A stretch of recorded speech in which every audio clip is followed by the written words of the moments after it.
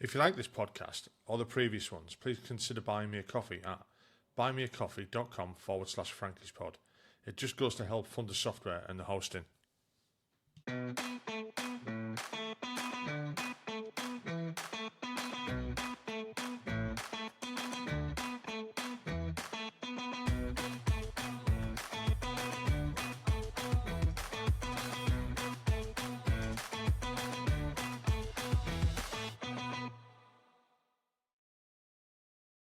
Hi, welcome back to the podcast. Tonight I'm talking to Davie McIvor. Now, I said that right, didn't I?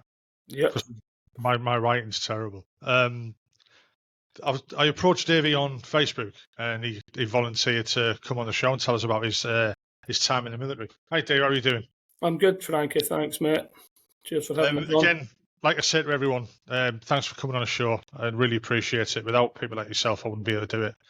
It's just the normal 5 questions that I ask everybody. It's the same way I start every show. So it's where did you grow up? Why did you join the army? What was it like? Why did you leave? And what have you done since? So if you just want to start off with where you grew up and why you joined the military. So I grew up in a wee town called Dumbarton, on the west coast of Scotland. More namely a place called Bruce Hill, where it was quite rough and ready. Had to grow up pretty quickly back there, you know. There was myself, my older brother. There was 14 months between us, so you can imagine that was a bit of a nightmare for my mother. I was a single parent. And then there was my little sister and my little brother came along as well, about 6 years between me and them. My auntie stayed across the back phase with my cousins, so we were quite close-knit, you know what I mean? But the area we grew up in was quite rough, quite a lot of drugs in the area, a lot of crime. Wouldn't say we were impoverished or anything like that, but we didn't have everything that maybe kids now have got. As you can imagine, growing up with a brother who's 14 months older than you, we used to fight like cat and dog. He used to always win. I suppose nobody ever beats a big brother. I'll give you a wee story in a bit about how much he used to fucking bully me and shit like that. But it was fun, you know. It was a good area to grow up. It was full of good people. It was 80s and 90s time. Me, I was constantly in trouble from a very young age. I wasn't very academic, so that made me be the class clown. Probably done that to hide the fact that I wasn't very bright, or so we thought. I wasn't very bright back then anyway. So school was a challenge. I didn't last very long in school. I got to primary 7. In Scotland it's different. It's primary 1 to 7 and then you get into high school. Yeah. So yeah, in primary school I got to primary 7 and I got asked to leave to go to another school. I'll tell you why in a minute. It's not just asked to leave. I was just, morning, get out. Yeah, so I went to another school, and in Scotland it's a bit different. You've got Catholic and Protestant schools, and I was in the Catholic school and I got asked to leave, so I went to Protestant school for a while. Never quite made it there most mornings, to be fair. It wasn't, like I say, it just wasn't school. But eventually the school turned me back after a while. And I managed to stay until first year. But we'll just slightly go back a bit and I'll tell you a few stories about growing up and shit that I was getting up to. It's quite the police knew me quite early on, probably talking 8-year-old. You know, I was running about being a bit of a scoundrel along with everybody else on that estate. So it wasn't just me, but some people might have thought I was a bit of a ringleader of it all, or I was always at the front anyway. Like on the old lamppost, you used to be able to take the door off it. I'd take the door off, pull the lights out at night. One night I fucking cycled a bike into it and smashed it straight in and blew the light up. Idiotic stuff. No, it's idiotic stuff, but it's just stuff that we thought was normal. Do you know what I mean? Yeah, I do know what you mean. I mean, I grew up in quite a working class area, but it wasn't as, it wasn't a rough estate. But I did knock about with a lot of kids around then, like from them estates, and they were like that. And it was the early 80s when I was around about that age.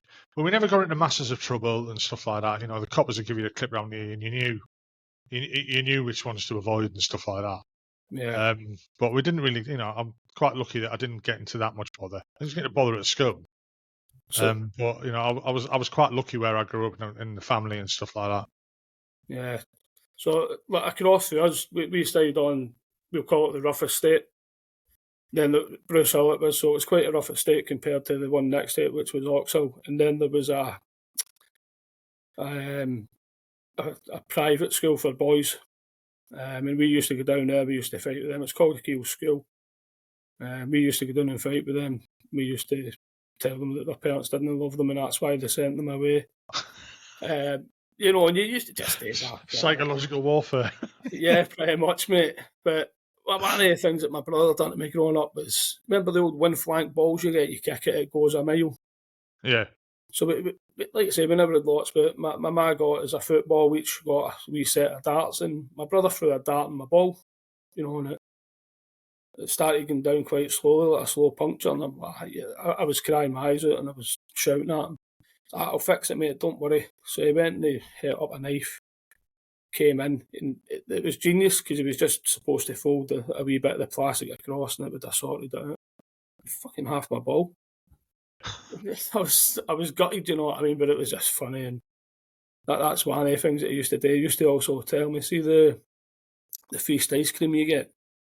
Yeah. He used to tell me the centre of that was poisonous to people who were my age, and he could have it then. You know, so you talk about psychological warfare, that's what that fucker used to do to me, you know what I mean?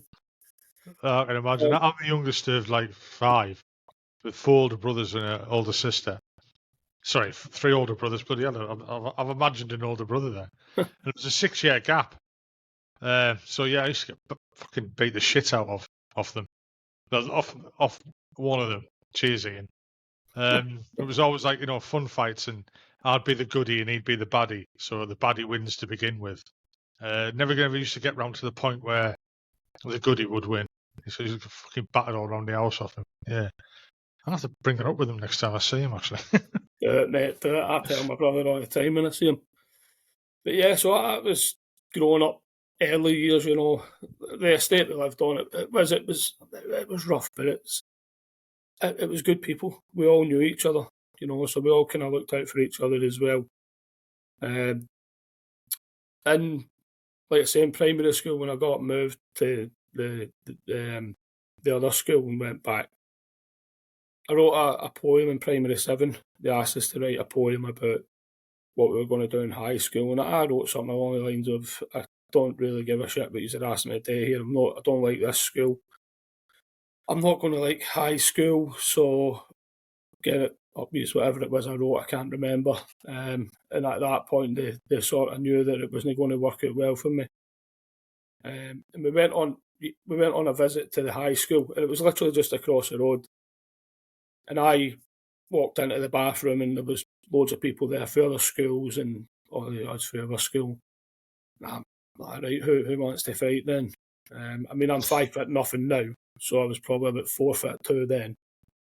And one boy turned and said, yeah, I will. So us two had a fight. And lo and behold, after a while, us two became really good friends.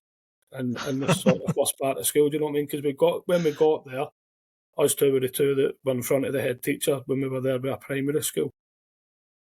You know, so we were like, you're all right, you, ain't you? And it was this stuff, daft wee boy stuff, but it was fun. And the other kids like look up to you then, think, oh, you've been in a shit. Wow, look at him. Yeah. But I knew then that I wasn't going to do well in high school as well. You know, and again, it probably goes back to the fact that I didn't think I wasn't bright. You know what I mean? So I acted up to probably mask that, and I just became a bit of a clown. So when I got to high school, again, it was I knew it wasn't going to last. In between all this as well, I'm getting in a lot of trouble with the place. I'm shoplifting. I'm doing what 8, 9, 10-year-olds done in the 80s and 90s from my area. Do you know what I mean? So I was constantly getting taken home with the police. I was a bit of a tearaway. Let's put it that way. I was the kind of person that people's parents didn't want them hanging around. in some Do you cases, think? that was Sorry to interrupt. Do you think that was partly down to the education system now, and not treating people the way that they should be treated, not encouraging them more, not taking a bit more interest in them? Did they kind of just wash the hands of you? I think there was a bit of that, but equally, a lot of it was on me because I wasn't interested in learning at all. I know for a fact some of the teachers liked me. They thought I was all right. They thought I had potential, but I just couldn't be asked with it. I didn't like school at all. I didn't. Fair enough. I'm totally opposite with my own kids, though. Do you know what I mean? Yeah. But for me, I wasn't going to do well at it, and I never thought I was. And when I played for a football team, I can't remember exactly the year, what age I was, but the football team were going on a trip down to Newcastle to play Wallsend. Like football, you probably heard of Wallsend, quite a famous team with Shearer and that came through. And a couple of the parents went to the coach and said, if he's going talking about me, then our kids aren't going. And to be fair to a couple of guys, I won't name anybody's names, but there's a couple of old boys from up the area I grew up in who said, well, if he's not going talking about myself, then we're not going and we're going to cancel the whole trip. So there was good people looking out for you because they knew that they wanted you to do well. I'm not sure that they knew you were going to do okay, but they wanted you to do okay. I mean, for you to hear people saying that about you as well at that age or a younger age, that's going to fucking put a dent in your, in your psyche, in your, your self-worth, more or less. So, Frankie, I didn't hear about this until probably 15 years later. Ah, right. When I spoke to the two old boys in a pub. Maybe even a lot longer than that. I had a chat with these two guys and they were like, yeah, there was people saying that their kids weren't going if you were going. And we said, well, if he's not going, then we're not going, and therefore the whole trip's canned.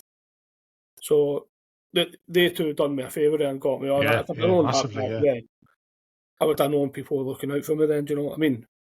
But you don't really think that. I was just growing up the way I thought I was supposed to. But yeah, so moved into high school. If I'm going too fast, Frank, just tell me to slow down. No, crack on. As I moved into high school, we've got all night, mate. I was already known because, like I said, I had an older brother who had been there a year previous. I'd been in the fight on the school visit, so I was known to the school before I got there. So my cards were probably already marked in a sense as well. I know exactly what you mean. And I brought that on myself. I don't kind of blame the school for that. I blame them for other things, but we'll get into that in a minute. So I must have been about 11 or 12 in first year of high school. 11 I was. And it just wasn't for me. I had loads of friends, I had loads of things going on. Still hated class. And now there was 6 of them to achieve every day. I was like, nah, fuck this. I'm not going to do well here. So again, I got to fucking about all the time and I was going into class. I was being disruptive. All the things you hear about kids now, if they're being this or being that was me, and I openly admit that. But what they've done is I think they turned the shit house way out of it. Because me and my brother were pissing about one day in the playground, as you can imagine. He's got a pen, he's trying to draw on my face, I've got a pen. We're drawing on each other and a big crowd had gathered. So they've seen it, they thought that we were having a fight. And pulled the 2 years in, got my man involved, and they suspended me. Said, but we can't have him here, he's disrupting my older brother. I thought, that's a bit strange. So for there on, I just never really went back.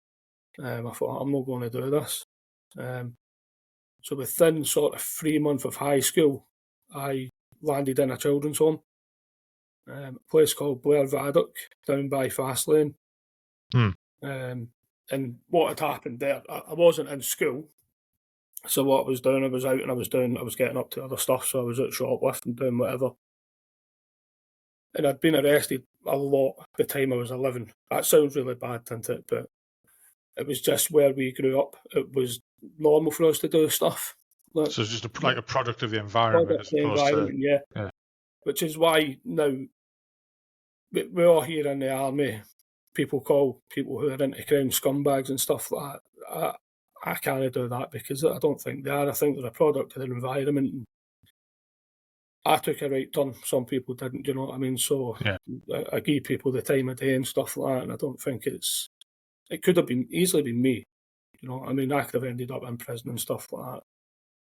But I'm sort of digressing a bit. So, let's say I'd spent a lot of time in like 6 hours in the cells and stuff like that. But one day, what had happened, I was out shoplifting with one of my friends. Saying this so casual, and it's just normal that everybody goes shoplifting. At 11-year-old, people are at the moment, right? At 11-year-old as well, you know. But so what had happened is I'd got home, and the police came to the door and detained me. They said to my he's been caught shoplifting, blah blah blah. What had actually happened is the mate I was with grassed me up, and they taken me into the cells. And I'd been there many times before, so it didn't really faze me. But as time went on in the day, it felt different. You know, they were talking to me different, things were happening different, and been there a lot longer than 6 hours. And then it must have been about 3 or 4 in the afternoon, like that, right, time to go. And I was thinking, time to go, is my ma here? And she wasn't this time. So they took me in a police car, and they drove me down to the doctors. I'm thinking, fuck it, this is different, this. I don't know what's going on here. Went in, had a medical in the doctors, then I got taken to a children's panel. And it might have been the other way about. It might have been a children's panel, then the doctors. It could have been, I can't remember. But I was going to a children's home. And that was the different part of it. That's why I was getting treated so different throughout the day. But this wee tough guy who thought he was running the show in school, I broke down in tears, you know, I'm getting taken away from my family for the first time. I mean, that must be fucking terrifying, especially like with no idea of it going to happen. Yeah, it was horrendous. Okay. And it was... I knew people who were in that children's home, you know what I mean? But when it was happening for the first time, I just thought, fucking hell, this is totally different. I was breaking my heart crying. All my family were there. There was loads of people, and I didn't care, you know what I mean? I broke down. But equally, I thought, I need to kind of get it together here, because I know I'm going to a children's home. So I went. They took me to Blair Vaddock, and it's only like maybe 10, 15 miles from where I lived, if that. But I got there, and it's like an old castle, an old, what do you call it, stately home thing, you know what I mean? Yeah. And I know... Quite imposing, scary. Yeah, so you look at it, and it's on top of a hill, and I mean, I don't believe in ghosts and stuff like that, but I thought, fuck, this could be haunted, this. You know what I mean? And I know lots of people have horror stories about children's homes in the 70s and 80s. Yeah. But in there, it was totally different. The staff were really good, you know what I mean? But that first week, I didn't settle at all. And I don't know, I felt lost. I felt my family, I was seeing my family every day because they were coming down to see me. But it was being away from them, you know what I mean? It sort of changes something. Yeah. And I was there for a week, and the amount of visitors I got in that week, it was unbelievable, you know. It was just loads of people coming to see me. I was getting my fags. At 11-year-old as well, people were bringing me fags. I'm getting all my chocolate. I'm getting a wee bit of money. But the home itself was good. There was good people running it. So I was only there for a week initially. And then they said, right, you can go back out. Hopefully that's a kick up the arse you need. It wasn't. It was... I thought it probably gave me a wee bit more confidence, to be honest with you. So when I went back, I wasn't going to school or anything again, and had a children's panel one night a couple of months after it. The school by this point had refused to take me back. They said that I was too disruptive. So I went to a children's panel, and it was on an evening for some reason. It never normally was. And they said, right, you're going back to Blair Vaddock. we need to get you, we need to get you into an assessment centre. I'll explain what an assessment centre is in a minute. And I basically walked out of there with my mum and I said, I'm not going. And she's like, I know. I was like, I'm going up the road. She's like, here's a bus here. So I pissed off, I went back up the road and I stayed with my uncle that night. Essentially, I was on the run then. You know, Yeah. I mean, 11-year-old, I'm on the run for the authorities. I'm out there. And I spoke to my mum about it the next morning. But we agreed that the best thing to do was go there and try and get back into school that way. But like I say, I'd gained confidence the second time I went in there. So I went in, I knew people. I was a bit different in my approach. The first time I was in quite quiet. I was quiet for the whole time I was there. This time I wasn't. This time I was in, I was loud. I was causing aggro for people. I basically just didn't give a shit. So the first sort of 2 nights I was there, me and one other, we barricaded ourselves in a room and just said, if he's wanted, you need to smash the door in, sort of thing. And they managed to talk us down. And I can't recall what night it was, but a couple of days later, on a Saturday, there's not much goes on a Saturday in there unless you're going out on a day trip. I thought, fuck this, I'm going home. And like I say, it wasn't far from where I was to the train station in Helensburgh. So I walked down there and jumped the train and went home. So they're flapping about trying to find out where I am, and I'm sitting in the house, you know what I mean, in Dumbarton with my ma. Again, we agreed the best thing was to go back. And 2 nights after I got back, me and 4 others just blew it for us all because we barricaded in a room, put the bed up against the door, threw the mattress out the window, hit one of our other mates in the head with the mattress. It was undamaged. And then, fucking bizarrely, somebody popped a lighter out and started trying to set the room up with light, and so the fire brigade came through the door. And again, this time, the 4 of us in the room, this time, we were completely moved out of that children's home, never to go back. And again, like I said, it was a shame for the people there because the staff there were really nice people and all they were trying to do was help us. But we just thought, nah, we wouldn't, put it this way, we didn't want to help. So, yeah, so we went to the police station again. This was about 3 a.m. And again, like the first time when I was getting put in a children's home, I knew it was different. Excuse me. I knew it was different, you know what I mean? It was almost as if we were being treated like adults. So the next morning it was down to court. It wasn't even a children's home this time, it was straight to court. They said, right, you're going away to Newfield, which was an assessment centre. When you go to an assessment centre, you'll go on to sort of rules. One is you'll get home at weekends to see your family. The other is that's you're gone until we decide what to do with you. This place was quite imposing. It was called Newfield, and not long before I went, a kid had died in it, you know, and all these stories appear. I don't know how he died, but he died in there. And it had bars on the window, so as soon as you see it, you're a bit thrown with it. And again, I went in there the way I went in the first time. It was, I think it was probably the shock of it all. I was crying again. I was further away from my family. I couldn't get out this time. So all them little things. But in there, what you do in an assessment centre, they've got like a school attached to it. So you go into school in small groups, 3, 4, maybe 6 at most. You'll do a bit of school work in there, and then they'll assess what you're like over a 3-week period. They'll have a review, and then they'll decide if you need to do another 3 weeks, or they can say, right, you can go home, or you can go to a listee school. So, like a residential school, residential children's home. Yeah.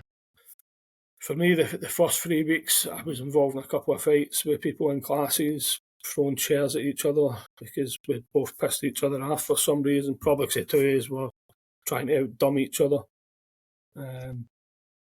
It's only I'm kind of like, I kind of know where you're coming from. Yeah. It was quite similar at school. I mean, I want not to the extreme. Well, sometimes throwing chairs, throwing things at teachers, stuff like that. And I don't know why I was doing it. But it was like what you say was the class fool to gain attention and stuff like that. Really, looking back, it's stupid. But yeah, I think if you feel that you're not clever enough, you try and disguise it. At least looking back now, that's the only reason I can have to think about it. I suppose when you're at that age as well, you don't really understand the consequences. You don't have that, understand the gravity of things that you're doing. You haven't got I suppose the mental responsibility of it. You don't understand you're doing wrong. You don't know the effects it does on other people and stuff like that. You're a kid. You don't understand really. The time you recognise it is when you're getting dragged away in a police car. And I think because I was getting arrested for such a young age, I was quite desensitised to going to a police station and sitting for 4 or 5 hours in a cell. But when I get taken away to the doctors and then I get taken away to court and then taken to a home, it all it's different, And yeah, I don't know. It's just it totally kind of brings it home to you. Yeah, it brings it home that you're actually not going home that night, And again, I'd not got any shame. I was 11-year-old, and when I went to Newfield for the assessment centre, I was crying my eyes out again. I thought, I fucked it understandable. Again. Yeah, but you just feel like you fucked it again, and that's it. So, but in there, like the first 3 weeks for me was, again, I wasn't doing well in the school. The small classes weren't working. But again, in there, the staff in there, they were brilliant. That I know they're getting a wage, but equally they were giving their time up to look after kids. Yeah. And almost every single night, you were going on a trip, whether it was swimming, ice skating, just out to a park to play football. You were always active, and you were allowed But so bizarrely, in there at 11-year-old, I was allowed to smoke, as long as my mother granted permission. Different times, isn't it? Yeah. Wow. Which she did because she knew I was going to do it, and I was stressed out, so she let me anyway. I was like, right.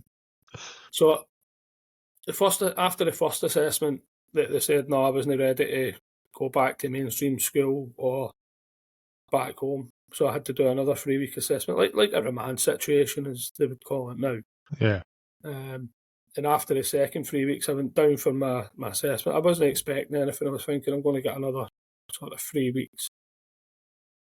And it was agreed there that I would go to a residential school, which I was quite happy about because I had a friend at the one they were sending me to. I wasn't happy that I wasn't getting home to my family, but I was happy where I was going. Yeah. So it was called St Philip's, which was in Airdrie. And basically the way that worked was I'd be there 5 nights a week, and then on a Friday I'd get a train down the road, and then on a Sunday I'd get a train back up. But they might have came and picked us up on the bus. I don't remember what they'd done, but basically that was it. And in the classes it was 60 a class, where I use classes loosely because basically you would go, and if you didn't want to be there, you'd just piss off out. And you would just run about the yard. You'd get chased after the staff. They would try and take you back into the class. And we've done that a lot of the time because, again, there was various people in there for various reasons. And probably the number one reason for us all there was we didn't want to do schoolwork. Yeah. It didn't sort of resonate with any, as it wasn't. There might have been some clever boys in there, but it didn't suit us. So where the school was, it was just up the back. There was a track down the bottom, and the amount of people just used to piss off down that track all day we done it just because we couldn't be arsed. But what it did give me, it gave me a bit of stability. And again, I'll go back to the people who worked in there were absolutely amazing people. We'd do, on a Monday night, we'd go back on a Sunday. So on a Monday, we would either go swimming, ice skating, go and play football. We'd go down to the boxing club with one of the members of staff in there as well. So it gave you a bit of structure on every Wednesday. So I get quite used to the sports afternoon very early on, probably for about 11 years old. We used to go and play teams for other homes and stuff like that, or we'd go hill walking. But they looked out for you, and sort trying of to sell you out. That's what they were doing. Yeah. But I look back on it and I think if with people now, the amount of diagnoses that goes on with ADHD and stuff like that, the amount of people that I see now, and my own son's autistic and he's got ADHD. If I think back to then, there was definitely people in there who would be diagnosed today. Yeah. 100%. I mean, it just wasn't, it just wasn't talked. It wasn't even thought about. I've seen kids in, the school I was in. It was quite a decent school. It was all right. There was some little shits in there, mainly me, to be honest. But there was definitely kids who you would now say are on the spectrum, let's say. Yeah. But it wasn't. I don't remember hearing the words ADHD or spectrum or anything until very recently. The last 10, 15 years. Before that, it was like. It wasn't really spoke about. It wasn't. I suppose it wasn't recognised. No, I think you were just naughty, weren't you? Yeah, you were just a little shit. And who knows? I don't know. Maybe I would have been diagnosed back then the way I was, but thankfully I wasn't. But but St Philip's, like I say, and it sounds bizarre, but it was good for me. There was a lot of good people there. I went my first sort of trips abroad and stuff like that while I was there. So how long did you end up staying in there then? So I was in there from 11 till 16. Wow. But it's sort of, what happens is over the years, you start to just go to school there. Yeah. So after about 2 years, I started going home on a Friday. I travelled back for school on a Monday, travelled back home on a Tuesday night, back up for Wednesday, and like that for the weeks. But what we done when we were in there, when I was in there, tried to get me back into my old high school. They just refused point blank. So again, that's going to knock your confidence as well, or did you not think of it that way? I knew they wouldn't take me back. I was getting a taxi. Eventually, I was getting a taxi daily from Dumbarton to Airdrie, which I think was about 29 miles there. So about 60 miles a day, I was getting a taxi. But the school just refused point blank. Like I say, I didn't make a good first impression. I made a lasting impression, but not a good first one.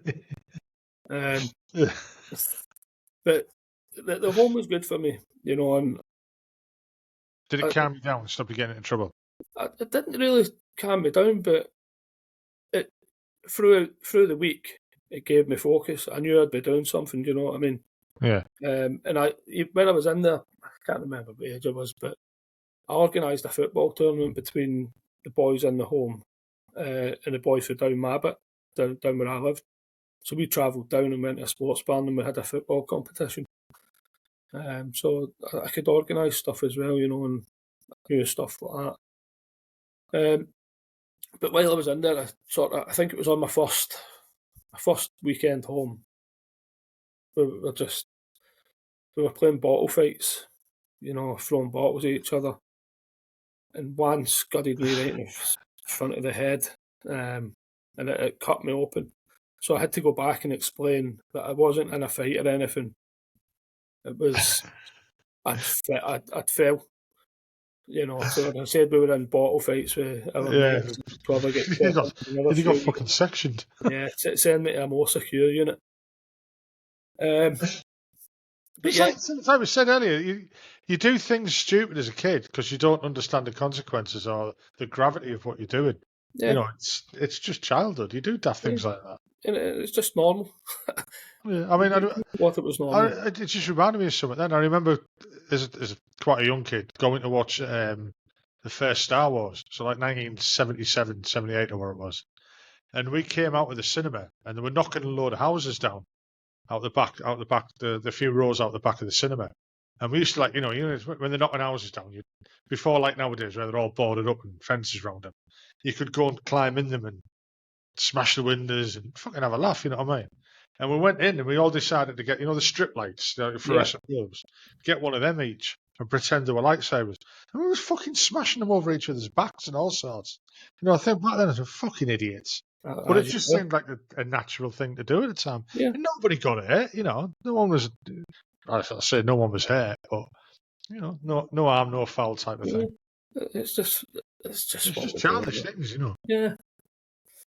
But like I say, I had to go back and explain it off as that I fell. Whether believe me or not was a different story. But what they did do was, I think I mentioned earlier, they took me on my first foreign holiday. Went to France with them. Managed to go 2 years in a row, so it was good. But sort of by the time I was 13, 14, by this time I was starting to be in on the day and then travel home more often. Yeah. And I was getting in a lot of fights, especially at weekends, out drinking and stuff like that. And like I said, I'm only 5'5" now, so I was about 4 foot nothing then, but I could look after myself. And I had a bit of a reputation as not somebody that could fight, but wouldn't sort of back down. And what it led to was I ended up in a lot of fights with older people. Guys coming out of the pub trying to pick on me and stuff like that. And I wouldn't stand for it. One night I was fighting with a guy and I had blood all over me, and the bouncer taking me into the pub and he's washing my head. He's like, I'm trying to see where you're bleeding. It was actually coming from the other guy. But this led to something quite serious happening as well. That's why I mentioned it. So I was fighting with all these guys. They're talking mid-20s. I was 14 at the time. And one night, it was around about Christmas time. I don't remember the exact date. I was stood with one of my friends across for the shops, and a guy walked up to me and said, I heard you were fighting with so-and-so last week.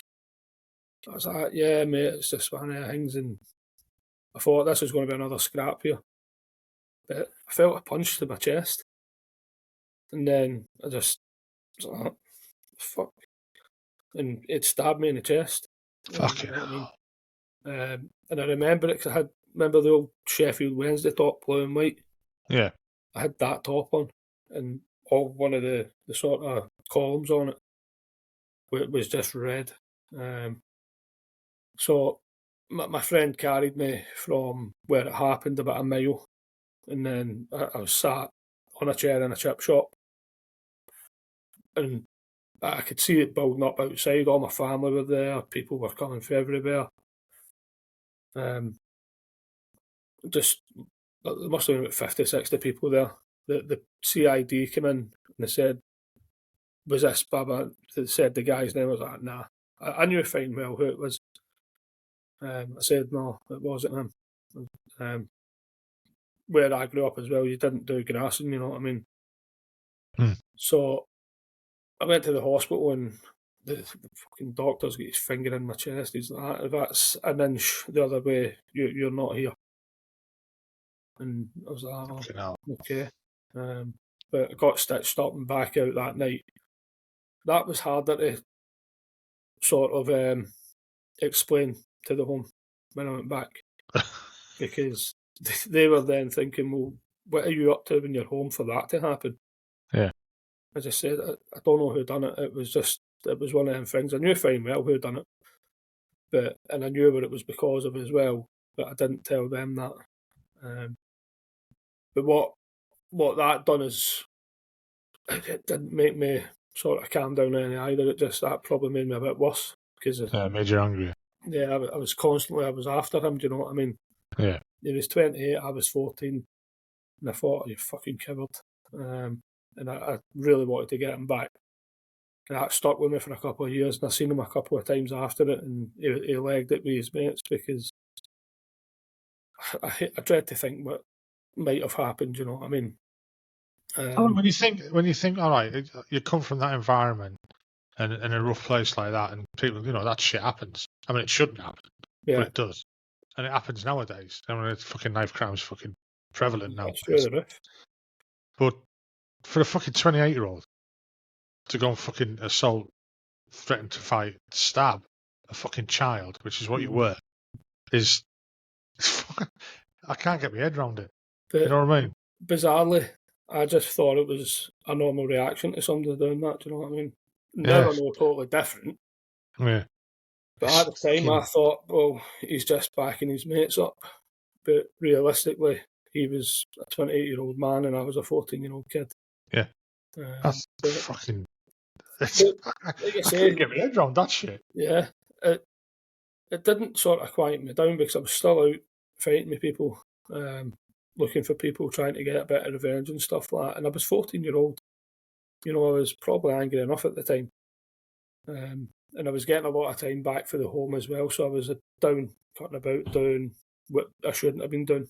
Let's put it that way, And that was sort of it to 16, just running about daft with my friends, doing stupid stuff, fighting.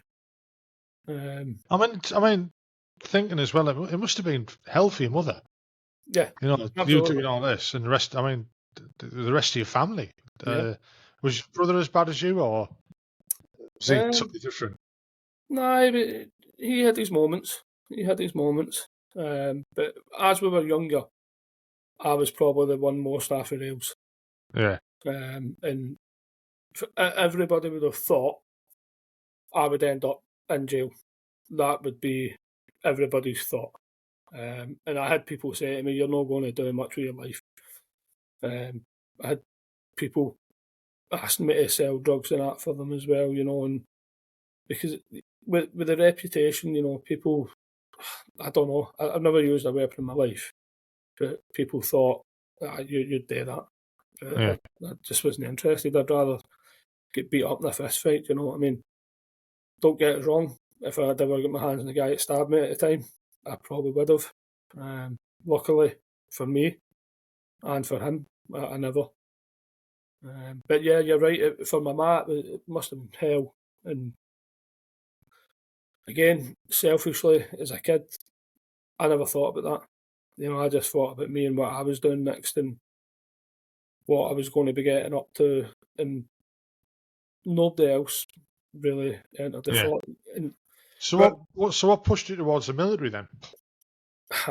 To get away. It was literally to get away, mate.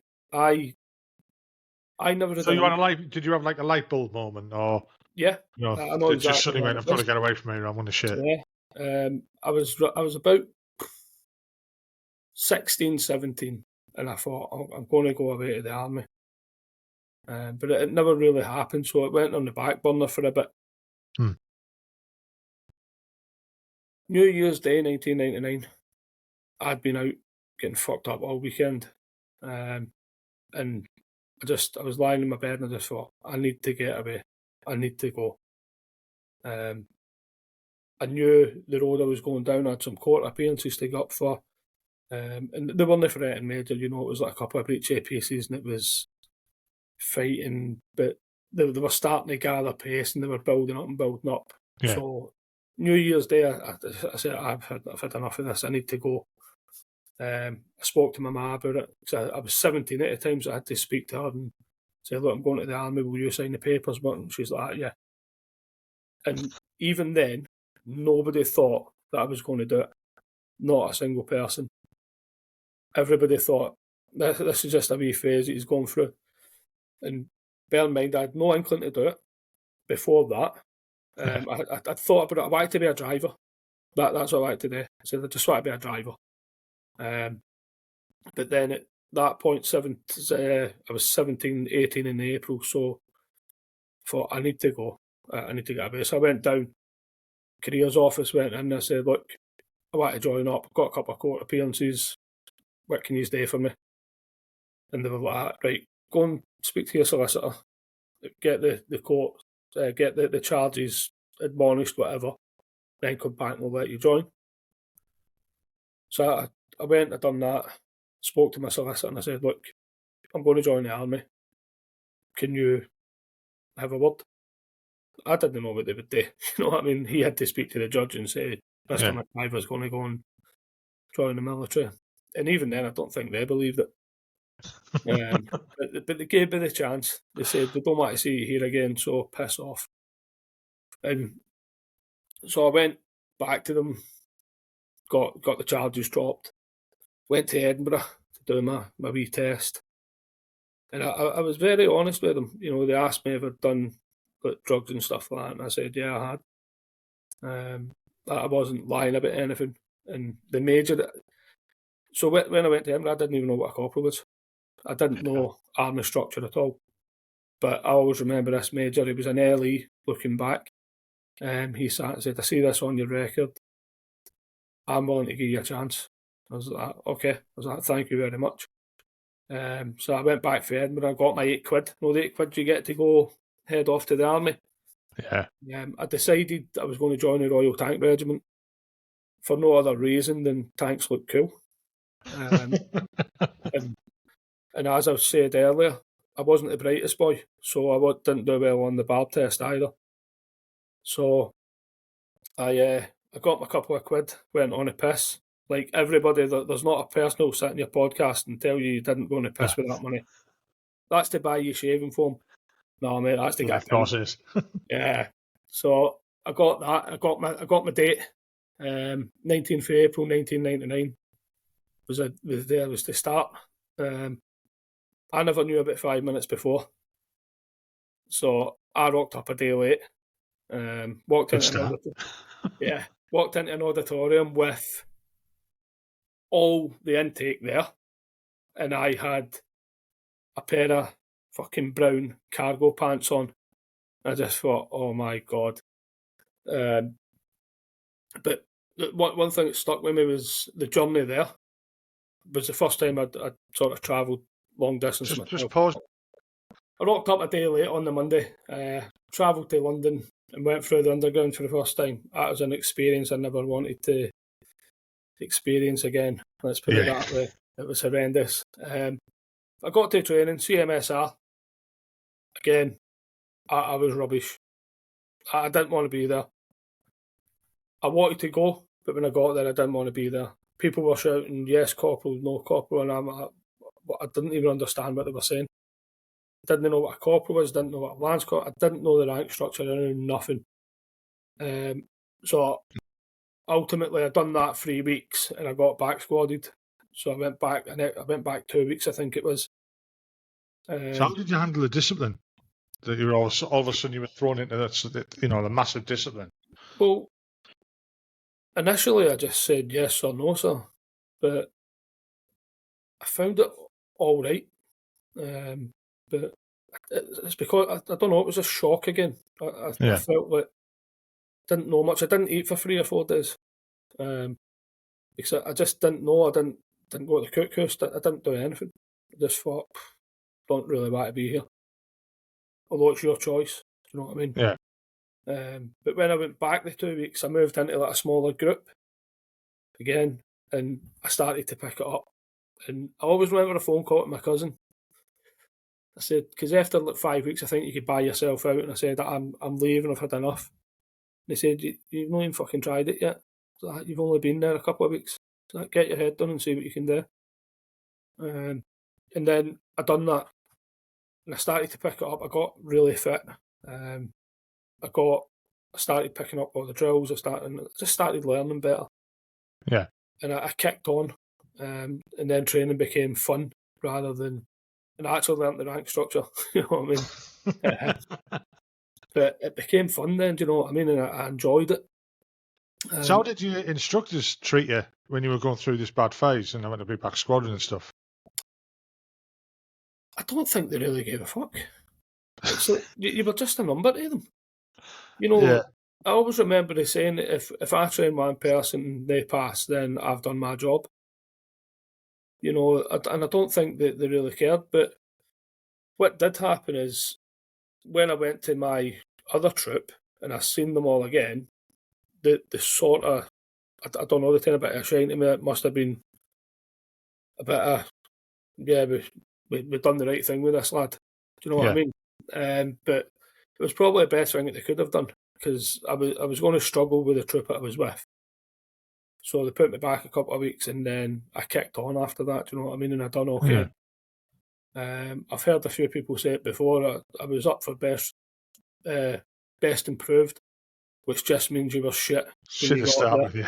Do you know what I mean? But again, it's it's the award you don't really want, isn't it? Yeah, but it was, for me, it was just, you know, it was progress. Yeah. So I'd done all right there. I said I started off quite slowly, but I got through it. And I went to Bovington for phase 2.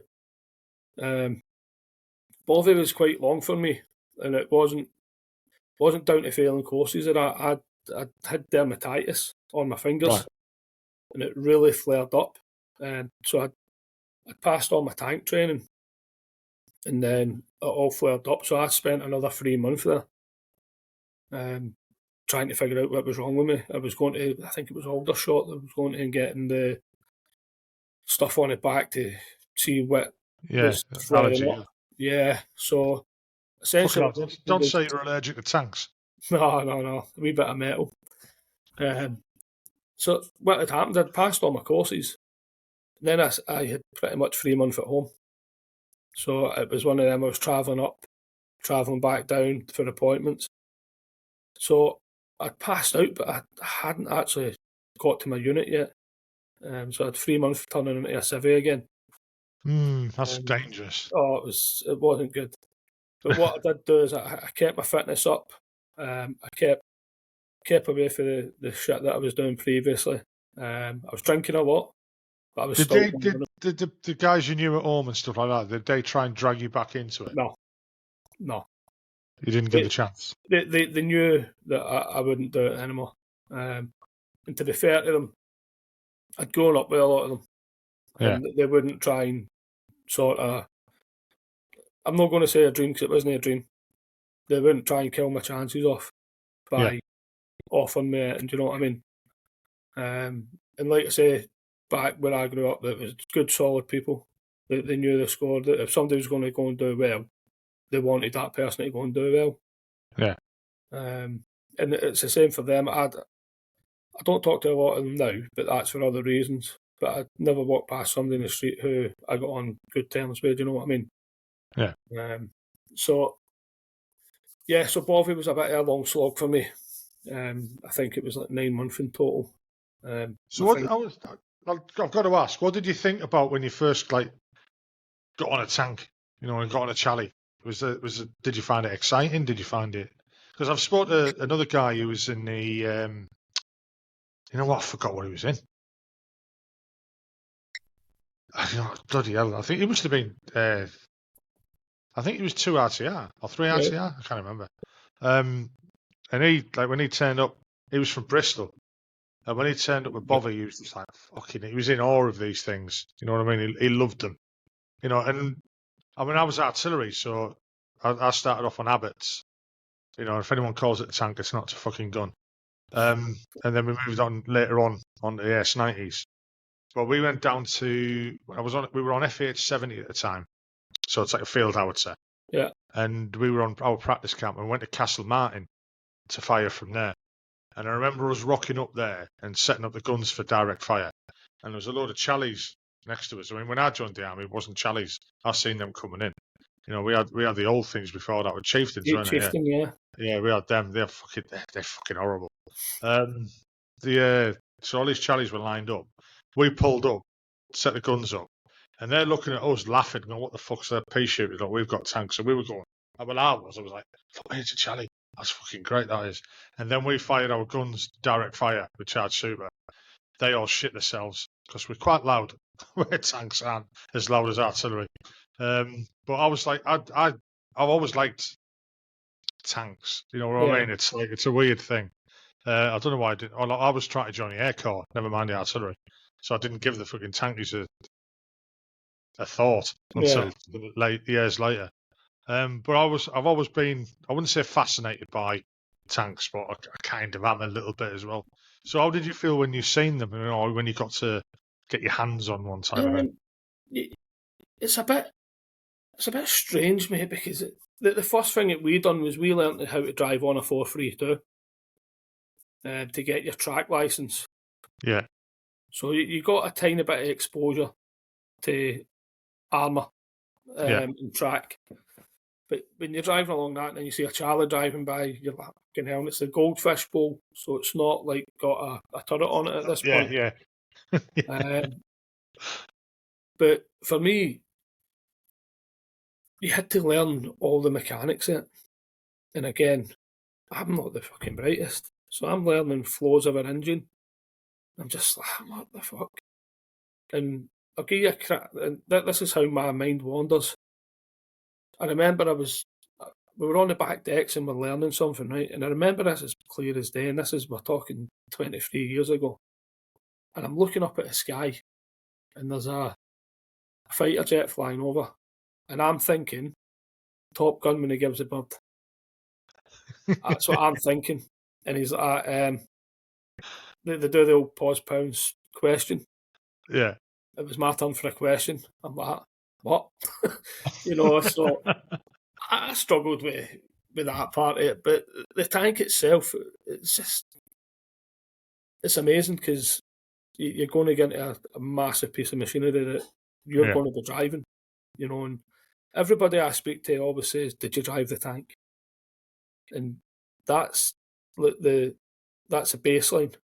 You learn that first before anything else. They don't ask if you commanded it, if you gunned it. It's have you ever fucking drove a tank, mate? Well, yeah.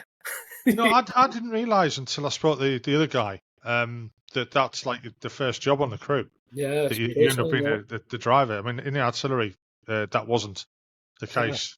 You were hunting ammo, and then you might be lucky enough to become the driver or end up being the layer. But you didn't start off like right. The sprog would never be right. The responsibility of driving the fucking gun type of thing. I didn't realise that happened within your lot. It is a big responsibility for the driver. The commander's obviously got the most because he's doing a million things. Yeah. But driving it, you lay back and you're steering towers there. You're a lot of time for a lot of sleep, to be fair. But in training, you learn it without the turret on. So when I first got to Warminster was my first posting from Davie. Yeah. And the first time driving with a turret on it, that blew my mind. That was scary, because all of a sudden you've got this big fucking metal thing above your head. Above your head, and it's swinging about, and if you're driving opened up, and you'll know the old trick they used to do on the washdown, they fucking drive along, slam the brakes on, all the water comes over the back of you. So when you see the gun for the first time, the turret, that's where it strikes you that, fucking hell, this is something. And then even more so when you're inside it firing. So if you're sitting in that driver's cabin, that's the first time you're in there, the ground just shakes round about you. Yeah.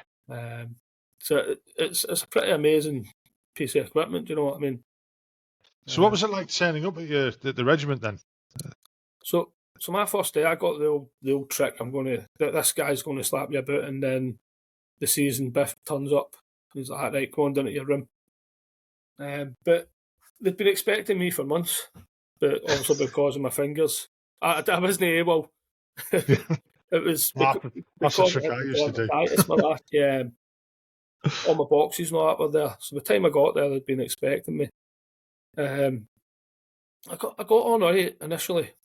I'd been there 2 weeks, and there's a lot of Scottish guys in the unit, do you know what I mean? So that kind of helped, and I could play football a bit as well, and that helped.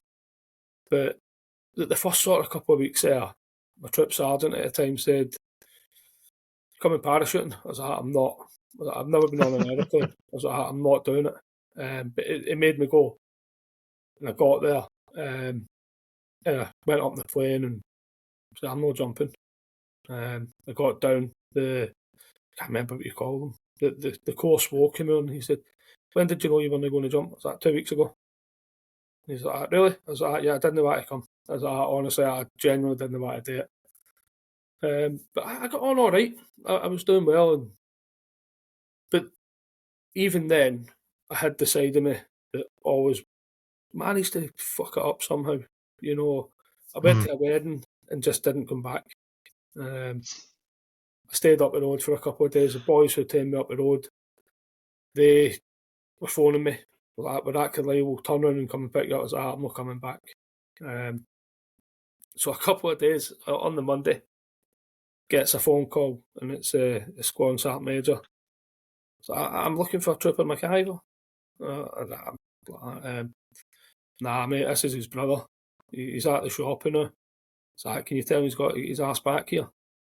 So even then, when I was doing all right, I still had that moment in me where I could still fuck it up. Do you know what I mean? Yeah, I know exactly what you mean. I ended up calling because of going there. Well, yeah. So, like I say, it was a couple of days. That was 16th month. Yeah. But being a trooper, I loved it. Yeah. I got in a hell of a lot of shit. You know, I almost had an appointment with a Sergeant Major on a Monday morning, every Monday. Yeah. There was just some daft stuff. Like, we were coming back one Sunday and we stopped at Glasgow to watch the Celtic Rangers game. We got on the train, we had a buckfast, we had our cans, whatever we had. One of the boys cut his wrist unintentionally. So he got off the train at Birmingham. We said, we can do one or two things here. We turned up to the hospital, got him stitched up, and we said, we can go back to camp tonight, into work tomorrow, or we can get in the train and go to Blackpool tomorrow. We were in Blackpool in the morning. Okay, now. You know what I mean? There was 5 days and we were a good group of boys and we just had a laugh. And not the punishment for shit like that would be go back and clean the tank park and you'd be scoosing it on a Sunday with a hangover or whatever. Yeah. One of the best ones was I'll tell you this story, right? It's quite funny. We came back one Sunday night and I slept in Monday morning. So I walked out and we were in short sleeve order. I walked out in the morning and I said, one of my mates walking out, I was like, "Where are you going?" He's like, "I'm late." I was like, "Me too, mate." I was like, "I'm going to go back to my bed though." And he's like, "No, I'm going to go to bed. I'm going to fucking get up." I was like, "I'm just going to go back in." So what I done, went in, I rolled my sleeve up, I gave myself a carpet burn in the arm, I rubbed my head on the floor, gave myself a carpet burn, lay down with a pillow on the floor watching Charlie's Angels. And then I heard the door opening. I was like, right, fucking pillow up. Conked. Door goes, Davie. And I didn't answer, so he opens the door and I looks up and it's a Troop Lance Corporal. He's like, "What the fuck, mate? What you doing?" I was like, "Mate, I must have fainted." So we went up and I went to Sergeant Major and he's like, "What the fuck's going on?" I was like, I must have fainted.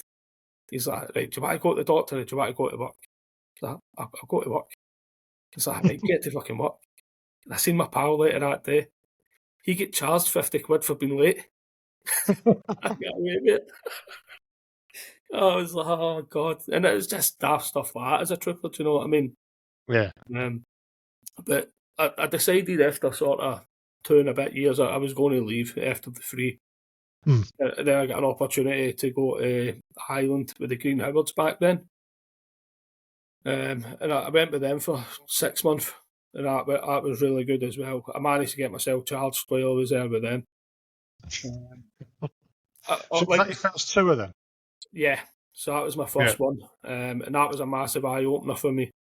Did that change your outlook on everything? Yes.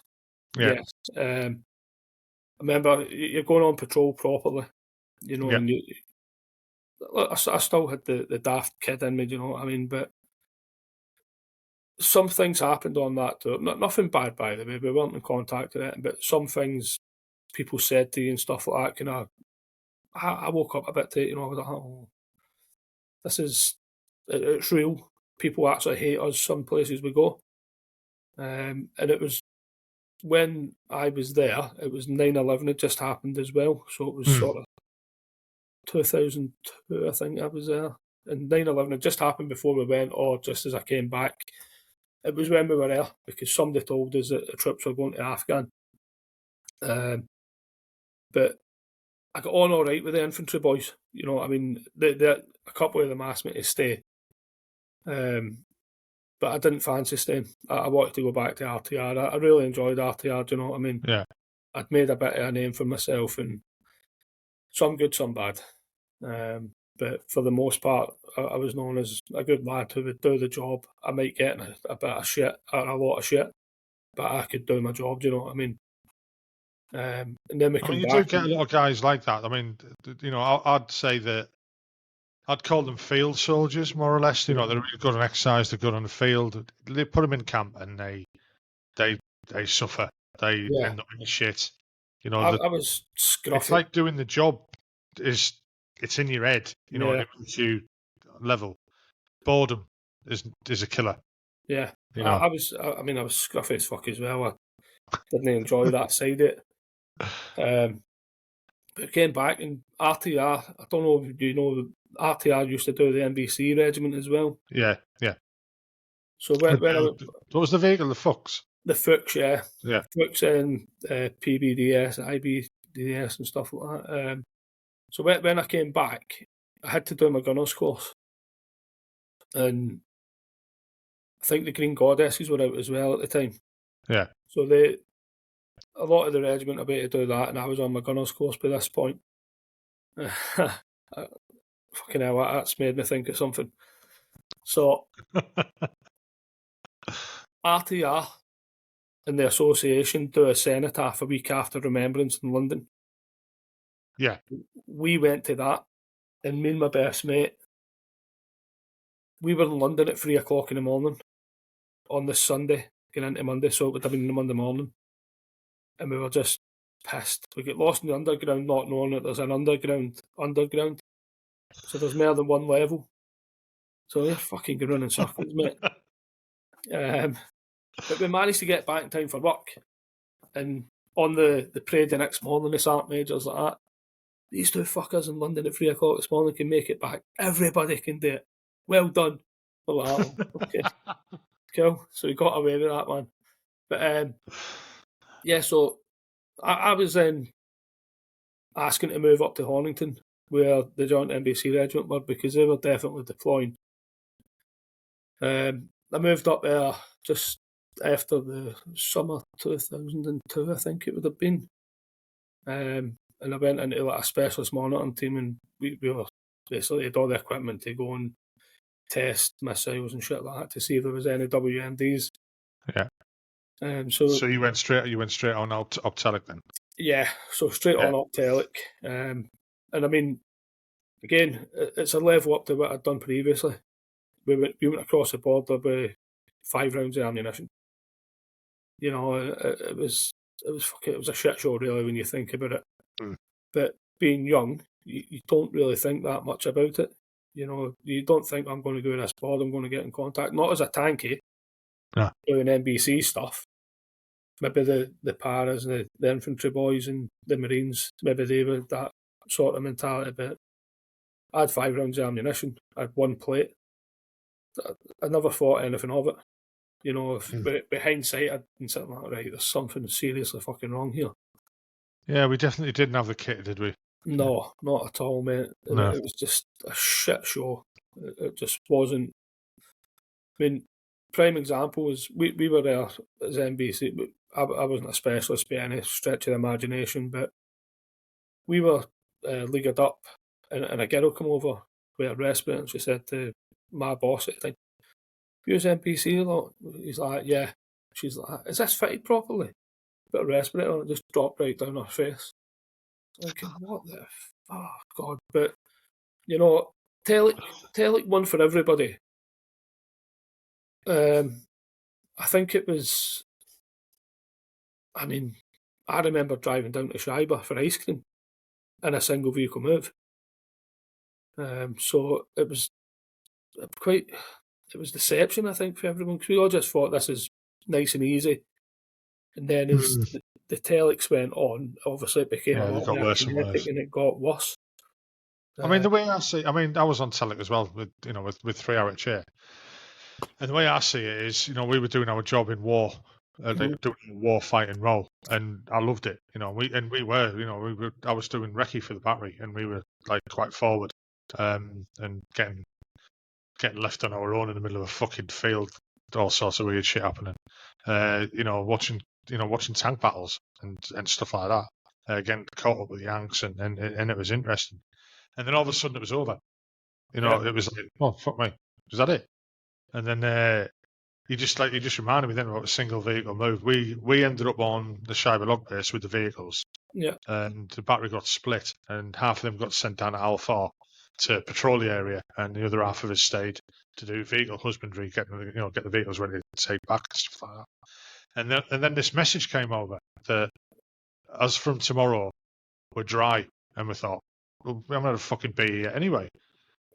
So we took the opportunity that one of the lads knew there was a fucking off license by Basra Palace, not far from there. So me and this lad jumped in a fucking Rover, got a load of money off everyone, and shot down there on our own, bought beer, and everyone was happy to see us. They were all like waving and stuff like that. I mean, a weird thing happened while we were there. He went in the shop to get the beer. I was sat in the vehicle, and somebody drove into the back of us, and I thought, shit, they're going to get us. You know what I mean? So I jumped out, ready to cock my weapon and that. And it turned out it was a drunk driver. So the locals dragged him out of the car, beat the shit out of him, and helped us load beer into the back of the Land Rover, and off we went. I mean, fucking hell, like a month, and even a couple of weeks after that, there's no way you'd have been able to do that. Yeah. It fucking turned. It changed. Like I said, I've said it many times. People were glad to see us when we first went in there. Yeah. And then all of a sudden, it just like almost overnight, it changed. Yeah. The fucking the baddies came down from the north or whatever, whatever the excuse it was, whether it was the wrong people who were locked up in the prisons and this, that, and the other. The government was managed incorrectly by the Americans because they took over everything. I can't say what went wrong. Yeah. But shit went wrong. Oh, massively. And it caused fucking awful. It caused what came, which was fucking awful. Loss of life on both sides. Yeah. And everything like that. But I enjoy. I know it's a weird thing to say is that I enjoyed Optelic. Yeah. I've seen it. It was the pinnacle of my career. I was in the first Gulf War and the second Gulf War, so I was like quite chuffed that I had a double whammy.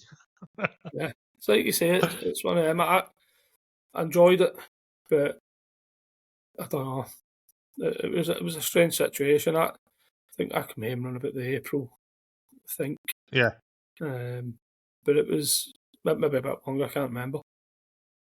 But yeah, Telic for me, it was a bit of a no-show. But I wasn't on tanks. I was doing the CVRN role. And then when I came back to the UK and I sort of stayed in that role for a while. And then I went back to Warminster and I betrayed the tanks because I went to recce within the regiment. I done CVRT commanders rather than tank. Yeah. And I sort of stayed there. I was in Warminster for a couple of years. And then the opportunity came up to go to Australia on long look. So I went there for the best part of 3 or 4 months. And if you know squaddies that have been on long look, mate, they're all moving to Australia. I'm not coming home. I'm going to join the Aussie Army. I'm surprised it's not full of thousands of Brits who's been on long look. But that never happened. So when I came back to Warminster, I decided I was going to leave again. So I'd done maybe 6-7 years by this point. And the reason for leaving was I wasn't getting an opportunity to go to Afghan. And I was going to go and do a CP. And my thought process, rightly or wrongly, was I should not be in a position where I don't go to Afghan while I'm serving during these periods. Nothing makes me special that I don't need to go. So I decided that I was going to leave. And I spoke to the RCMO and the CEO about it. They said, stay in, something might happen soon. and before I knew it, I was going on up to like 13. So I went on 13, and again, it was a no-show because everything had settled down. Basically, they were just packing up the corps at that point. But again, for me, it was good experience because I was a young commander. You know what I mean? So I had my own vehicle and stuff like that, and I was commanding a section over there. So it was good experience for me. But while there, I found out the regiment were deploying on Herrick the following year. So I said to the CO in front of everybody, I said, he obviously asked any questions, and I'm like, yeah, can I go to Herrick next year, Colonel? And he's like, I was like, so he's like, yeah. I managed to get on Herrick the following year. And so that was back-to-back tours. So you know yourself, that's 2 years. You get your 6 month build up, then you get your tour. So it's pretty much 2 years back-to-back for me, both Christmas tours. And we went out to Afghan just after the done Panther's Claw. So the lads before us had it really, really kinetic. Do you know what I mean? They had a tough time. And it was 2 RTR handed over to 1 RTR as well. Was with tanks, or was it on the ground? So it was on Vikings. Yeah, Vikings. Yeah. I never went to Herrick, so. So we couldn't. The tanks, it didn't suit the ground. Yeah. The ground didn't suit the tanks. Sorry. So we were on Vikings. Vikings are the old BVs, you know what they're, don't you? So it's the old BV bulked out. 2 RTR lost a couple of lads. They had a really tough time. And we were following them. So we were lucky. We didn't lose any in our tour. We had some serious injuries. But thankfully we never lost anyone. And this was down to mine strikes? Yeah. But it's like, that tour for me, obviously, I had my first contact. I don't know, I always wondered how I would feel. And actually, I felt pretty confident. You know, didn't feel... That's the training you've been given. Yeah, I didn't feel that I was scared after it or anything. I just thought, you know what, this is what we're here for. If we get in contact, we get in contact. Yeah, it's the training, it's the adrenaline, it's all sorts of, you know. And bizarrely, it's like, everybody always tells you the first thing you'll do is you'll piss yourself laughing. And it's exactly what I've done. You know what I mean? I remember we went up. One of the first stops, I was going up to Sang, and there was an American call sign in front of me, and he's went on a pressure plate, and he blew up in front of me. Luckily, the guy was okay, but he had a PRR on because we had never had comms with him. He had a PRR ad when I'm trying to talk to him. It was a bit comical. Do you know what I mean? Yeah. Fucking hell. Luckily, he was okay. But yeah, it was 6 months. It was a good tour. As a young commander, I learned a lot. When I came back from it, I probably come back with some issues that I didn't really address properly. But at the time, you just don't think about it. I was just a young lad. I was enjoying life. I'd done 2 tours back to back. I'd done one Afghan as a section commander. Now, while I say I didn't really want to be in the army when I joined, yeah, I wanted to go to Afghan. Yeah. And I managed to tick that off then, do you know what I mean? And that was a big thing for me. So I felt like if I'm in the army in this period, I had to do it. So when I went back, they offered me a posting down to Davie to teach people how to drive tanks and CVRTs. I turned it down. I didn't want to do that. I wanted to get away completely for the regiment, just for a couple of years to try and get my head straight and stuff like that. I ended up in Inverness, teaching cadets for a couple of years. That's not a bad gig, is it? That was brilliant. I got married while I was up there as well, but it was a good settling in period while you're married, and it was teaching the kids. you realise how switched on these kids are. You know, they don't miss a beat, and that their instructional ability, their field craft, everything about them is absolutely spot on. They learn so much. and I done that for sort of 3 years. Can I just ask you a question about that? So, going back to you as a kid, being a little shit, and then all of a sudden you're like more or less being a teacher with the cadets, really, Do you think your upbringing helped you teach them? 100%. I know that sounds a bit disjointed, but 100%. Because if I could see a kid wasn't learning, I would give him a bit of time. Yeah. I'd teach him a different way than I was teaching other kids. Bloody hell, mate, I tell you, a Canadian speaking French kid, a French speaking Canadian kid on a range, had him firing SA-80.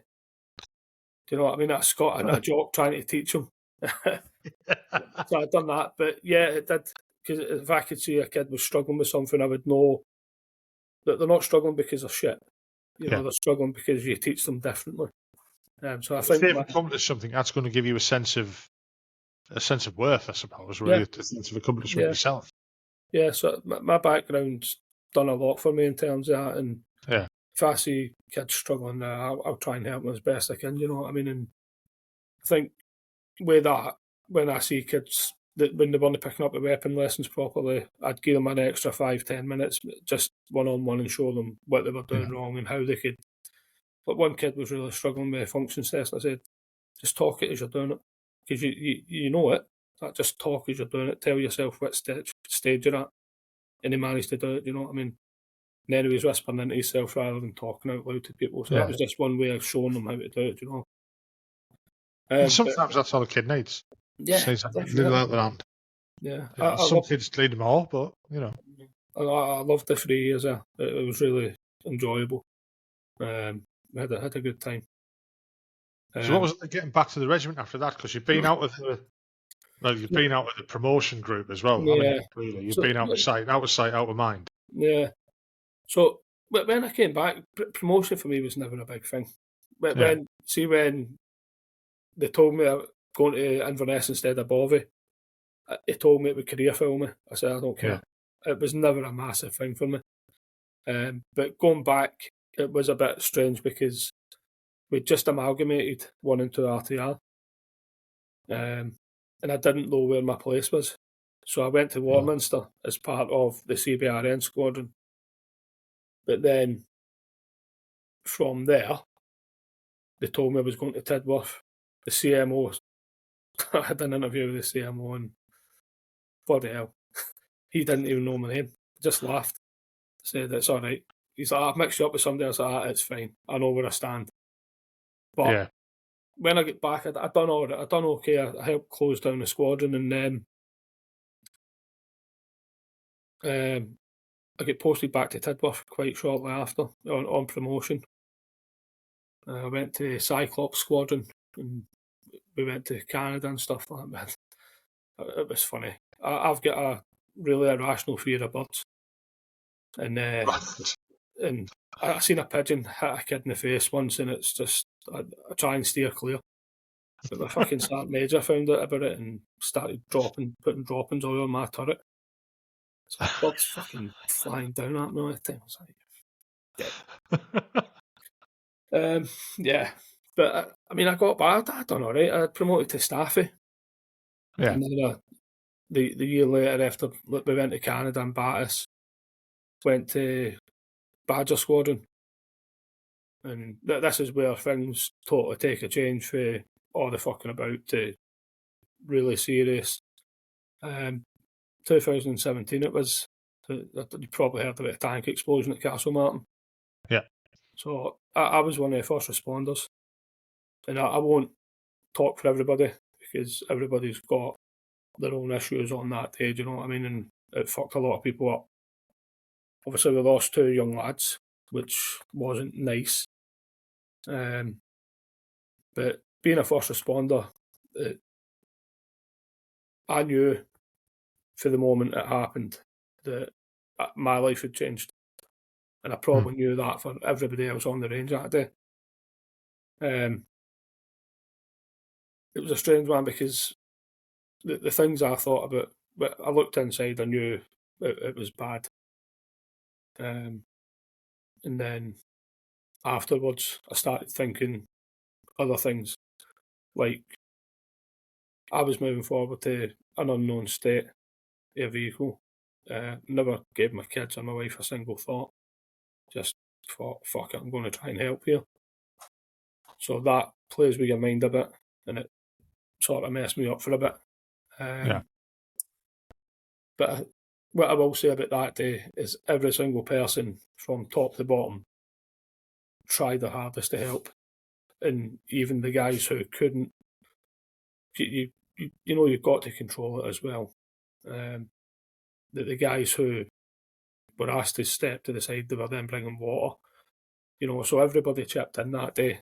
And I know a lot of people have got issues since then as well, you know, myself included. But what I done was I buried my head in the sand. Like a lot of people do. I decided I would take a different route with it. I was good friends with the RSM at the time, and they said, we'll get you trimmed. I don't want it. So we'll get the lads sorted, and then I'll deal with my shit later. Again, not thinking how messed up I was going to be. He said, I'll get somebody else in to do it. And I said, I don't want it. I said, just leave it. I'll be fine. But sure as fuck, for the 18 months after it, I was literally just drinking. When I was trying to sleep, all I seen was that incident.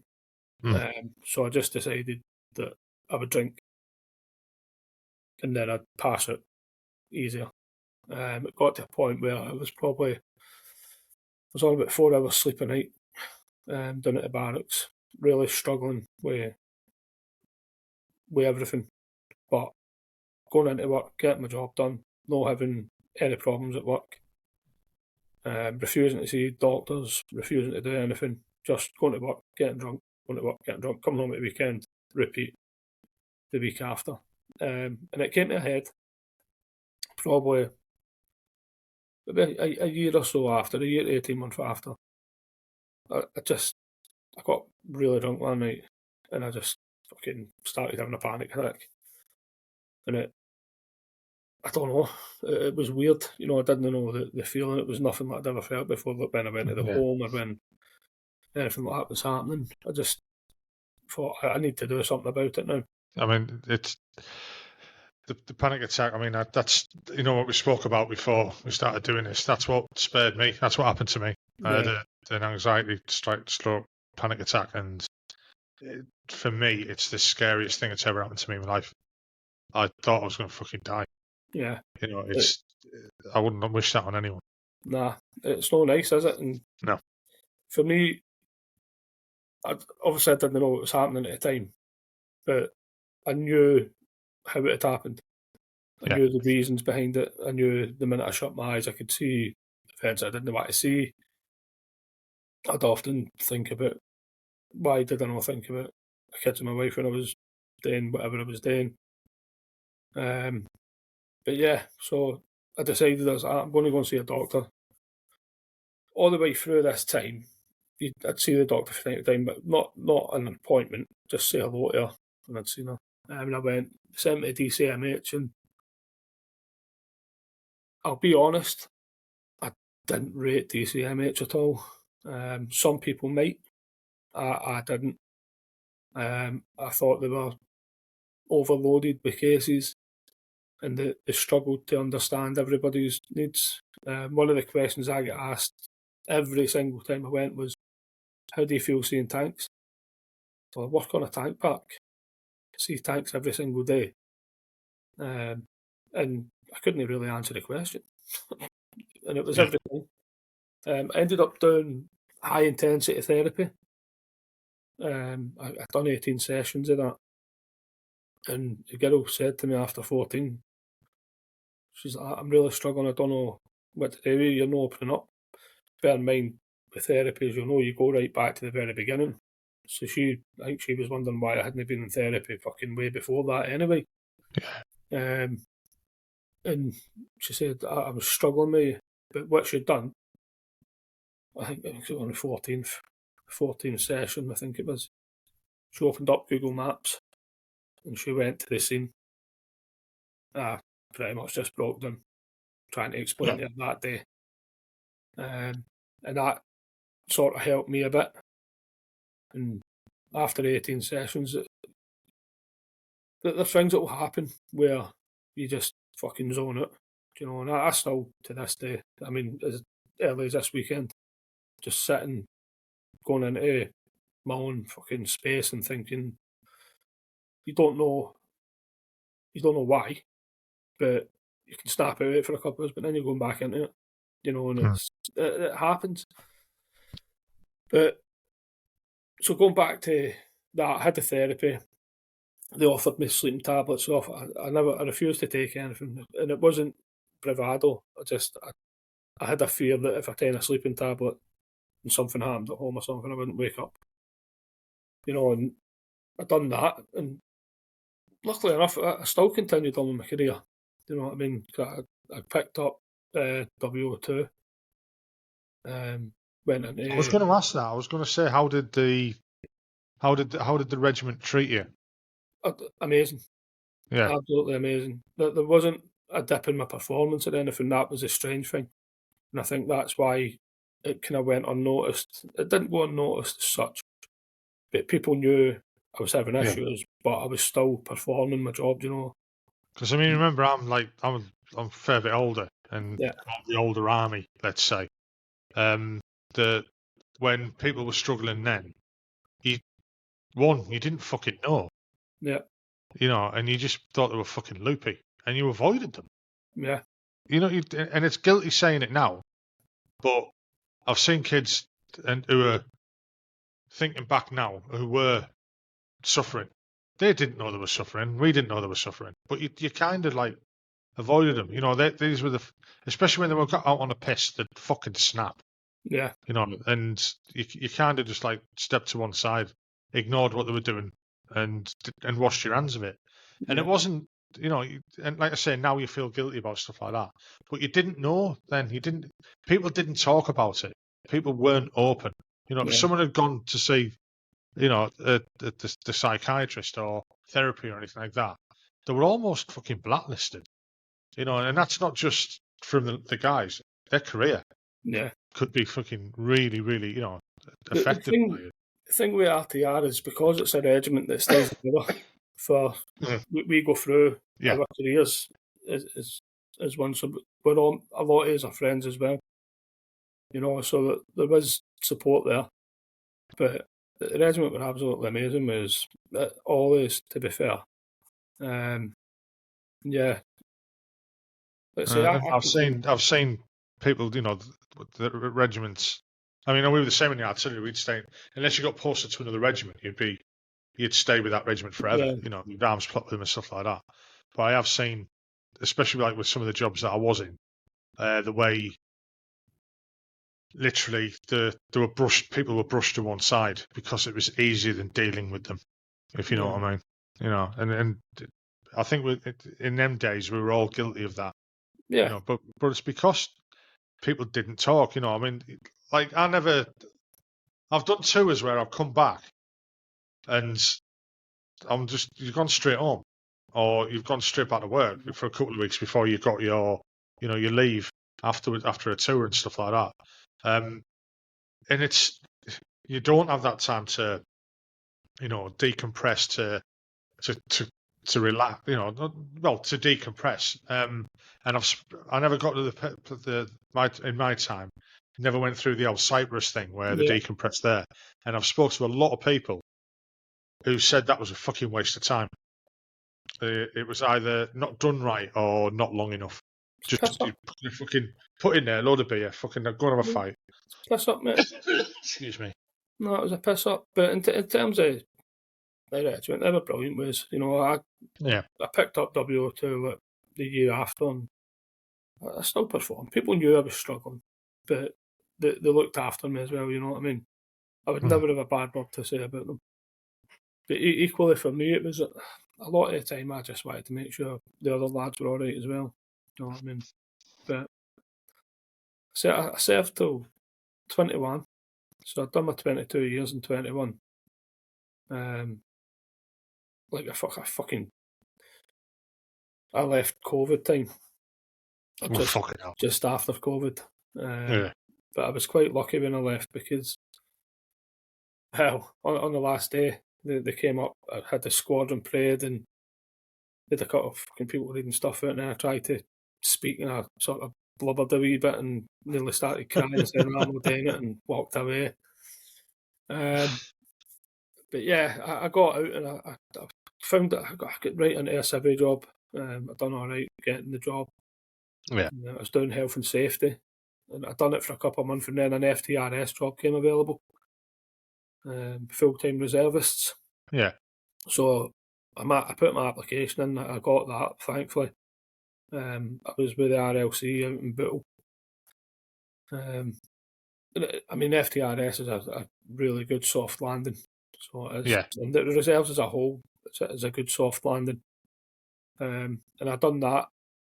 But one of the things that happened while I was there, bizarrely, is I went on a course. The CNO course you do, like the notification officer. Oh, yeah. So I was on that course, right? And being diagnosed with PTSD, I probably shouldn't have been on the course. But No.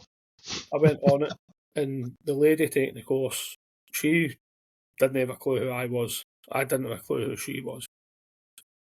But she was telling us a great example of how the system worked. And the great example she told was the Castle Martin incident. Fucking hell. So I was sat there, and as soon as she mentioned it, I knew straight away, and I went completely quiet, waited for a break, and I walked up and I said, "Look, it is a great example as that, but unfortunately, I was there that day. I seen it. That I can't be in this course anymore." She wasn't to know. I was wearing an RLC cap badge by now, and I broke down again after that for a bit, and it was weird. And what that done was that made me realise that there will always be something that can give you a kick up the arse when you're not expecting it. So I've done that for a couple of years, and then I left that last year. So I've had 2 jobs since. Luckily, the job I'm in now, I'm doing okay. I like it. And as you can't badmouth it, they might watch this. No, I'm really enjoying it. I'm really enjoying it. It's quite good. And as you know, I set up my wee podcast about a year ago as well. Just trying to get people on to shoot the shit, have a chat, you know what I mean? Yeah. And sometimes it's good for me just to sit and listen to people and try and give a bit of advice. Yeah, and exactly, as we spoke about before, and it's been exactly the same for me. And I'll put a link. You've sent us a link to your YouTube channel, so I'm going to post that when this comes out. It'll go on the show notes as well. I mean, you sound as though you're not there yet. You know what I mean? Yeah. I've found that through talking to lots of people, and most of the guys I've spoke to have been out a lot longer than you. And it's hit them later on. It's weird, and I've spoke about it in other podcasts. It hit me after 12 years. There was other things that brought it on for me, but it hit me after 12 years, and I've spoken to a lot of people, and it's hit them bad between 10 and 12 years after they've got out. And I don't know if there's any rhyme or reason to that. I don't think it's a sign. I don't think it's a scientific thing. It's probably just a coincidence, or the way people talk about it and stuff like that. But it gets them later on when they think they're all right. Yeah. And most guys don't know, that they've got an issue. No. I didn't. I really didn't know. Looking back at the things I was doing, when I turned into like a recluse and stuff like that, that's a sign, I suppose. But that the guys don't know they've got an issue. No, I talk about it all the time, mate. I'm very open about it. But like I said earlier, it's only the weekend there, this past weekend. I could feel it sort of Friday, started going into my own wee world. Saturday, exact same, then snap out of it when I'm out and about. Then I'm just sitting in it, you just, yeah, it can kick you in the arse at any time. And I'm in a much better place than what I was. You know, I don't drink nearly as much as what I was. I mean, I feel sorry for my wife because I went through like the most chilled out person you've ever met, mate. I was so laid back, didn't give a fuck about anything within reason, you know what I mean? Nothing really bothered me. To somebody who pretty much changed overnight to pretty stressed and just drift off into my own world, and she's had to sit and watch all this. Yeah. You know what I mean? And she's seen me go through that to now. Obviously, I'm in a good place. I'm in a better place than I've ever been. You know what I mean? Since then, but bizarrely, I read a letter the other day for the MOD saying that PTSD that I've suffered would be away within 2 years. Now, if only they seen me at the weekend or the day that I sat in that lesson, they'd have a different fucking idea of that. Do you know what I mean? Yeah, it doesn't go away. It doesn't go away. I mean, the best thing I can do with it, Frank, is I talk a lot. I post a lot of stuff on Facebook and stuff like that. And the reason I do it, it's not so that people think, oh, fucking hell, Davie's doing this again. It's so that they know that there's somebody out there who's been through it, gone through it, and always there to lend a hand to people, mate. You know what I mean? I've helped a few people recently, put them in touch with people. But just letting people know that there is people who fucking struggle. You know what I mean? Yeah. I mean, massive. I got put on Up Courage. The guy came out, I was really quickly. It was really quick as well. It was within a couple of weeks. You know, the guy came out to my house and sat with me for a couple of hours, and then just basically said, "I can't deal with you. You know, you need to see someone else." Right, okay. You know, I mean, I was fine. You know, I was, there's that. It's that them two words or them words again. I'm fine. When you know, anyone who deals with this type of stuff and asks how someone is, and they go, "Yeah, I'm fine." You know, to most people, they're fine. The people who know, no, they're not, because that's what you always say. Yeah, I'm fine. Yeah. But I got put on with the East Durham Veterans Association and their counsellor, and fucking they're brilliant. You know, and if anyone's from the northeast area who's listening to this and needs help, and you don't think there's anyone local, get in touch with them. Yeah, because they are brilliant. You know, and there's organisations that are out there that are the big ones have kind of disappeared because the money's not there anymore. You know, we're not in people's we're not in the psyche of the general public anymore and stuff like that. You know, Afghans over, Iraq's over, and stuff like that. We're not in the papers, blah blah blah. And it's the way I look at it now is it's down to us, to help ourselves and help each other. But no one's going to come to you and just offer you help. You have to go and seek it. You have to ask for it. Yeah. Because if you don't ask for it, you don't talk to someone, it's not going to happen. Yeah, exactly. I've spoken to a guy a couple of weeks back, and he's set up the Veterans Awards in Northern Ireland, and they've done it a different way. And I think there's something now being set up called We Served, and it's a similar type of thing. But the way they're looking at it this way is that it's not a charity, it's a company, and they're trying to bring in businesses into tap the big resources that are veterans and stuff like that. But it's a paid for service. It's like a couple of quid a month. But the way they look at it is that if you pay for something, you're going to use it because you paid for it, and you're going to ask for it. You know, you because you've paid a couple of quid, you want the resources that they can give you. And one of the resources that they can offer you is a gateway into the counselling, or if you've got an issue, they'll help that way. It's not just about business. Yeah. You know, it's not just like a networking thing, which is what it might seem from the outside. But again, I'll say it again. I'll keep saying it to everyone. You can't get help if you don't ask for it. No one's going to wave a magic wand and know that you've got an issue.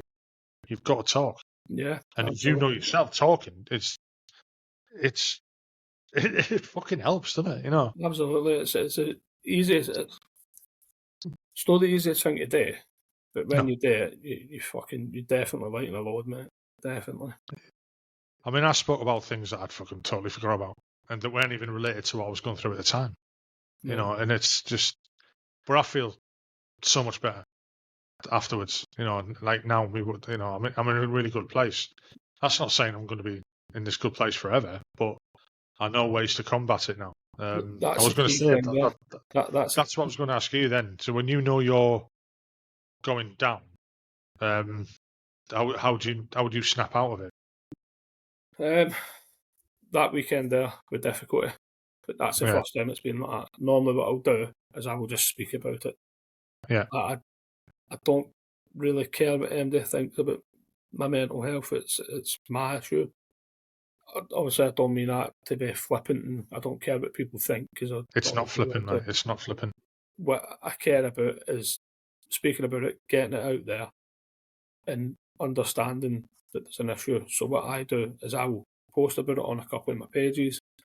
I'll speak to my wife more than ever about it.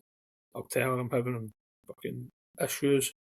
But again, there's always that one time, and I use the weekend there as an example, where I couldn't do any of that. I just couldn't see sort of past. And then it was Sunday. I just, don't know, just snapped out of it. And then I went and spoke to my wife. And she's, sorry, go on. No, that's fine.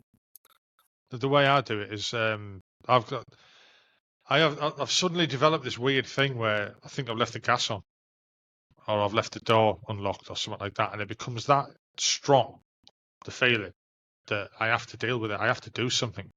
Yeah. Like if I'm on the way to work, I have to turn around and come back and make sure. I know I haven't left the gas on. I know I haven't left the door open. But I have to act on it. And that was one of the things that was causing issues with me. And the way we worked it out is that it's your brain stopping you thinking about something else. So it makes you hyper focus on something that's totally, nothing to do with what could be, what's going to creep into your mind. Your mind knows something's going to happen in your brain, in your memory or whatever. The front is going to change the back and everything like that. So it makes me do things like that. It makes me think of almost like OCD. I'm not OCD. I don't think I am. Yeah. But now I've discovered that if I just breathe, look in the mirror and say, "Shut up, you fucking idiot! You haven't left the gas on." I can just, that's it, and that's how I deal with it. I tell myself off. You know what I mean? It's a strange. If anyone's watching me in a car on the way to work, they'll be thinking, "What the fuck's he doing?" Having a fucking full-blown conversation in the mirror. But it works for me. It's I can recognise the triggers coming in, and I can deal with it that way. And I've been lucky up to now that I've not gone past that. If you know what I mean, I've been able to control it and stuff and everything. So I think I'm quite lucky at the moment. But like you say, it helps that I've had the spoke to people and got that help. Yeah. Stop that anyone who out there's listening that thinks that there's nothing there. There's people there. There's plenty out there, and if nothing else, like you say there, a really good way to deal with it is just fucking take a massive deep breath. Yeah. And just think about it. It's just slow down. Yeah. Just slow down. Slow down. Talk to somebody, and I can guarantee you, there's always somebody there for advice. Yeah. Right, Davie, we've come up to about 1 hour and 50 there. I think we've hit the limit. Yeah. That was a longer one than I thought it was going to be. Again, thanks for coming on and sharing your story. And it's been a hell of a story, I must admit. And I've really enjoyed listening to it. And your early life, fucking hell, you little shit. Listen, as a product of the environment, mate.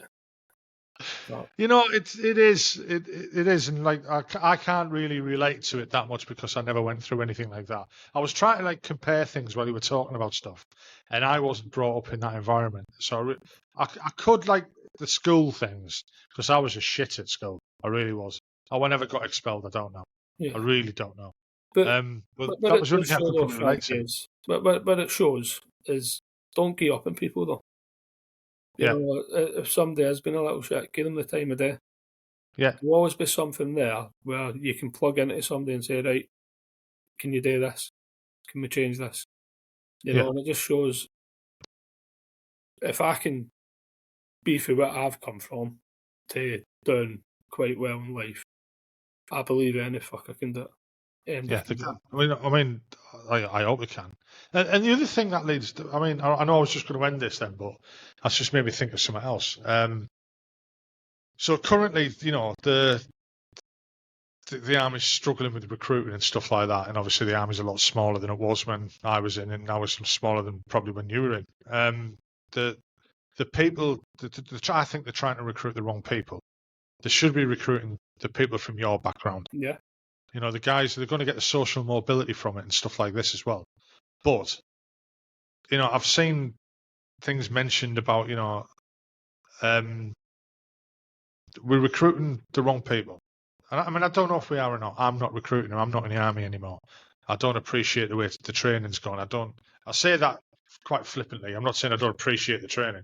I don't appreciate how they're doing it. I don't understand.